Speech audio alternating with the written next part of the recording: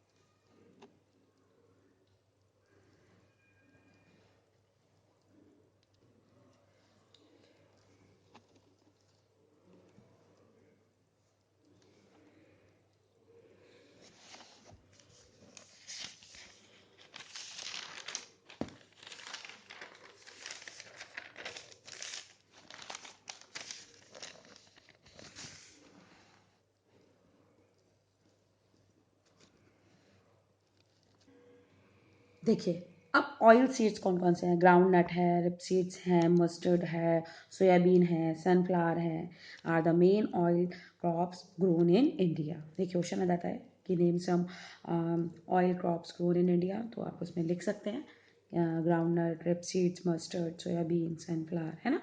Next देखिए, आपका आता है ग्राउंड नट के बारे में पढ़ेंगे। India produce 17% the total of groundnut production of the world. World में जितना भी ग्राउंड नट प्रोडक्शन होता है उसका 17% ओनली इंडिया में प्रोडक्शन होता है। किसका? ग्राउंड नट का। It is mainly rain fade crop. कैसी क्रॉप है ये? रेन फेड क्रॉप है। और रेन फेड जो क्रॉप है इसमें ड्राई लैंड, बट मैंने आपको बताया था कि रेन फेड जो होता है इसको हम क्लासिफाइड करते हैं वेटलैंड और ड्राई लैंड में। तो ये रेन फेड क्रॉप है और वो भी ड्राई लैंड की। But in southern India it is cultivated during rabi season. लेकिन जो साउदर्न इंडिया है वहाँ पर रबी सीजन में इसको उगाया जाता है।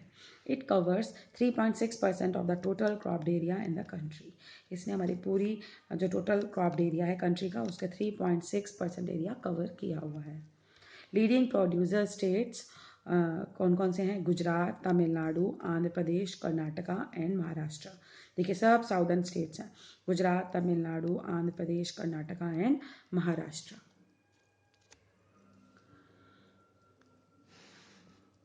Yield of groundnut is high in Tamil Nadu. Groundnut कहाँ ज़्यादा उगाया जाता है? तमिलनाडु में, है ना। Where it is partly irrigated but low in Andhra Pradesh and Karnataka. और कम कहाँ है उगाया जाता है? आंध्र प्रदेश और कर्नाटका में। नेक्स्ट आता है आपका rapeseed and mustard. Rapeseeds and mustard comprise several oil seed as राई, सरसों, तोरिया, तारामीरा, ये सब आपके रेपसीड्स में आते हैं। ठीक है। और दीज आर सब ट्रॉपिकल क्रॉप्स कल्टिवेटेड ड्यूरिंग रबी सीजन। ये सारी आपके सब ट्रॉपिकल क्रॉप्स हैं और ये रबी सीजन में कल्टिवेटेड की जाती हैं, है ना। और कहाँ पर? देखिए northern, western and central India, यहाँ पर उगाई जाती है। Rajasthan contribute 1/3 production. राजस्थान का कंट्रीब्यूशन कितना है इसमें? 1/3 पार्ट है। अदर लीडिंग प्रोड्यूसिंग स्टेट है UP, Haryana, West Bengal and MP. Yields are high in Haryana and Rajasthan. Haryana Rajasthan में ज़्यादा उगाई जाती है। अदर ऑयल सीड्स कौन कौन सी हैं? देखिए सोयाबीन है। Soybean MP and Maharashtra about 90% of the total output of the country. यानी एमपी और महाराष्ट्र जो है हमारी कंट्री में जितना भी सोयाबीन होता है ना उसका 90% पार्ट एमपी और महाराष्ट्र जो है ये कल्टिवेटेड करता है। आउटपुट यहाँ से मिलता है हमको एमपी और महाराष्ट्र से सोयाबीन का। Sunflower Karnataka, Andhra Pradesh and adjoining area of Maharashtra, यानी इनसे जुड़ा हुआ एरिया महाराष्ट्र का, वहाँ पे सनफ्लावर का एरिया है वो, वहाँ पे सनफ्लावर जो ऑयल सीड है ये उगाए जाते हैं। अब थैंक यू।